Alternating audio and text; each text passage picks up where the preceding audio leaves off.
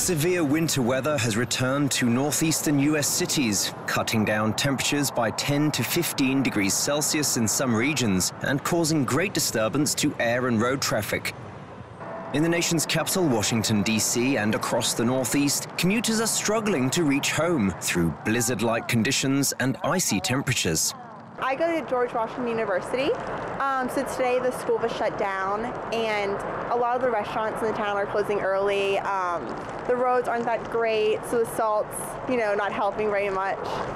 So just a lot of places are closing down early and not too many tourists are out today. New York State Governor Andrew Cuomo has declared a state of emergency in order to better mobilize resources to face the impact of the snowstorm.